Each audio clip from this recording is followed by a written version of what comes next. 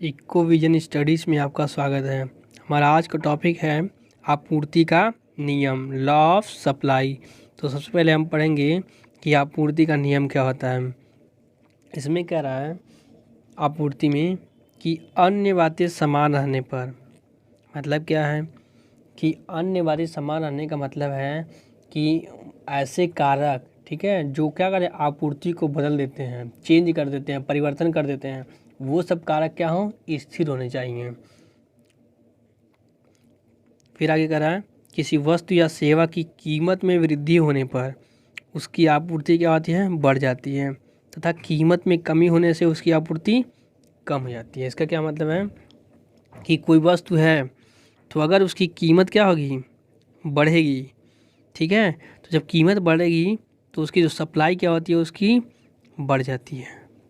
अगर वस्तु की कीमत में कमी होती है तो उसकी सप्लाई की मात्रा में भी क्या होती है, कमी होती है। ऐसा क्यों होता है? क्योंकि कोई भी जो उपभोक्ता है डिमांड अधिक करेगा तो क्या होगा, मान लीजिए कीमत अधिक अगर होगी तो जो उत्पादक होता है, जो उसको उत्पादक करता है, प्रोड्यूस करता है वस्तुओं की, तो वो क्या होगा, कीमत अधिक होने से क्या होगा, उसको प्रॉफिट अधिक मिलेगा, प्रोड्यूसर को क्या होगा, प्रॉफिट अधिक मिलेगा। लेकिन अगर कीमत कम रही तो क्या होगा, उसको प्रॉफिट वही क्या होगा, कम मिलेगा। तो इसलिए क्या करता है, अधिक कीमत होने पर क्या, वो अधिक से अधिक सप्लाई करता है अधिक प्रॉफिट के लिए, और कीमत कम है तो सप्लाई क्या कम करेगा, क्योंकि प्रॉफिट उसको कम हो रहा है। अब देखिए, अभी हम पढ़े हैं कि जो आपूर्ति का नियम किसमें किसमें संबंध बता रहा है, कीमत में और सब आपूर्ति सप्लाई में। और वो कैसा संबंध है, सीधा संबंध है। अगर कीमत बढ़ रही है तो सप्लाई में क्या होगी, बढ़ेगी, कीमत कम होगी तो सप्लाई कम होगी। दोनों के बीच क्या होगा, सीधा संबंध है, पॉजिटिव रिलेशन है। अब देखिए, मान लीजिए इसे ग्राफ के माध्यम से हम बनाते हैं। अगर ये एक्स अक्ष और ये वाई अक्ष, तो ये जो वाई अक्ष है तो उस पर हम लेते हैं कीमत, और जो एक्स अक्ष है उस पर लेते हैं हम मात्रा, क्वांटिटी। इधर क्या होगा, मात्रा, मात्रा। तो कह रहा है कि जो आपूर्ति है तो इसका जो ऐसे बनता है कर्व सप्लाई का, ये रेखा भी हो सकता है और कर्व के जैसा भी हो सकता है। तो इसमें क्या कह रहा है, मान लीजिए कोई भी हो, पहले से अगर ऐसे बना हुआ है, यहाँ कीमत है और यहाँ मात्रा है, तो देखिए अगर कीमत क्या हो रही है, कम हो रही है, तो मात्रा क्या हो रही है, कम हो जा रही है। कीमत कम होने से मात्रा कम हो जा रही है। लेकिन अगर वस्तु की कीमत बढ़ा दिया जाए तो उसकी सप्लाई में क्या हो रही है, सप्लाई की मात्रा भी क्या हो रही है, बढ़ जा रही है। तो क्या हो रहा है, कीमत को के बढ़ने से सप्लाई बढ़ रही है, और कीमत के कम होने से सप्लाई भी क्या हो रही है, कम हो रही है। यही क्या है, मांग का आपूर्ति का नियम कहलाता है। फिर देखिए कह रहा है मान्यताएं क्या है। तो फर्स्ट नंबर कह रहा है कि क्रेता और विक्रेता की क्या होती है, आय स्थिर होनी चाहिए, आय में कोई परिवर्तन नहीं होना चाहिए।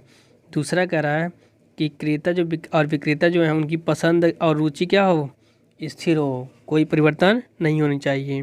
थर्ड नंबर कह रहा है कि उत्पादन के साधन की कीमतें क्या हो, स्थिर होनी चाहिए। मतलब उत्पादन के साधन, जैसे किसी चीज़ को अगर हम उत्पादन करते हैं तो उसमें कच्चे माल लगेंगे, लेबर लगेंगे, और क्या होगा, तो इनकी जो लागत है, इनकी जो कीमतें हैं वो क्या हो, एक स्थिर होनी चाहिए। कच्चे माल अगर हम ला रहे हैं तो वो क्या स्थिर होनी चाहिए, बदलनी नहीं चाहिए। फिर फोर्थ में कहा उत्पादक या विक्रेता के तकनीकी ज्ञान में कोई परिवर्तन नहीं होना चाहिए। ऐसा नहीं होना चाहिए कि आज मान लीजिए इतनी कीमत पे बेच रहा है, कल तकनीकी लगा के उसको कम या अधिक करे। तकनीकी ज्ञान से उसको कोई परिवर्तन नहीं होनी चाहिए। अब देखिए कह रहा आपूर्ति को प्रभावित करने वाले कारक, प्रभावित करने वाले कारक का मतलब होता है ये आपूर्ति में क्या परिवर्तन ला देते हैं। जैसे वस्तुओं की कीमत, वस्तुओं की कीमत में क्या है, आपूर्ति को बदल देती है। अगर कीमत अधिक रहेगी तो क्या होगा, आपूर्ति अधिक होगी, कीमत कम होगी तो आपूर्ति कम होगी।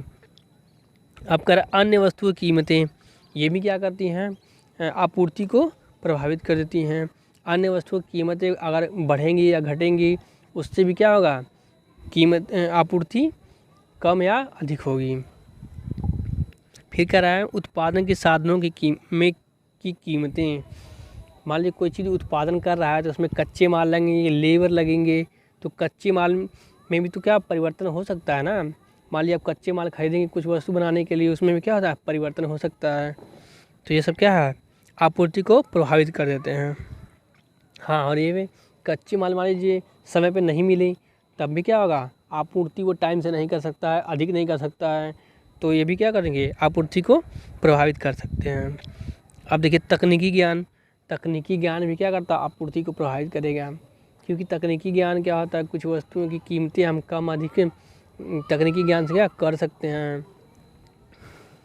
और सप्लाई भी तकनीकी के माध्यम से हम कर सकते हैं। परिवहन लागत, ये भी क्या है, आपूर्ति को प्रभावित करेगा।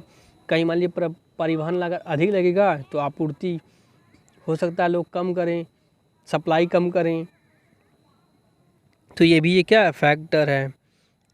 मान लीजिए पास में रहेगा तो हो सकता है उसको प्रॉफिट अच्छा मिलेगा, तो पास में रहेगा तो परिवहन लागत कम लगेगी तो पास में सप्लाई अधिक करेगा, तो ये भी क्या करेगा, परिवर्तन कर सकता है।